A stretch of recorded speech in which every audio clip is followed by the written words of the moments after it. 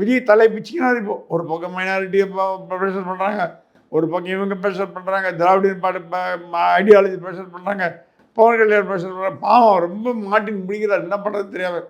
ஆனால் அவர் நெருக்கமான IAS IPS அதிகாரிகள்லாம் சொன்னாங்களாம், தமிழ்நாட்டில் எந்த முதலமைச்சரும் மத்திய அரசாங்கத்தை பகைச்சென்று ஆட்சியில் இருந்ததில்லை. கலைஞர் மட்டும் இருந்தார், ஆட்சி கலைப்பு நடந்தது. அப்புறம் பார்த்தீங்கன்னா அது என்டிஏவாக இருந்தாலும் கை கோத்தினார், சோனியா காந்தியாக இருந்தாலும் கை கோத்தினார், மன்மோகன் சிங்காக இருந்தாலும் கை கோத்தினார். மத்திய அரசாங்கம் நல் உறவு பேணி தமிழ்நாட்டுக்கு வேணுங்கிறத வாங்கிட்டார் கலைஞர் முதலமைச்சர் இருக்கும்போது.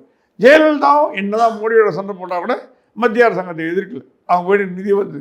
ஸ்டாலின் மத்திய அரசாங்கத்தை எதிர்த்ததுனால தமிழ்நாட்டுக்கு எதுவுமே கிடைக்காத முடிவு பண்ணிட்டார். ஸோ நீங்கள் எதிர்கட்சியோ ஆளுங்கட்சியோ உங்களுக்கு மத்திய அரசாங்கத்தின் தயவு தேவை அப்படின்னு விஜய்கிட்ட சொல்லப்பட்டது. விஜய் வந்து ஒரு வாரத்துக்குள்ளே முடிவு பண்ணணும்னு அமித்ஷா சொன்னார்.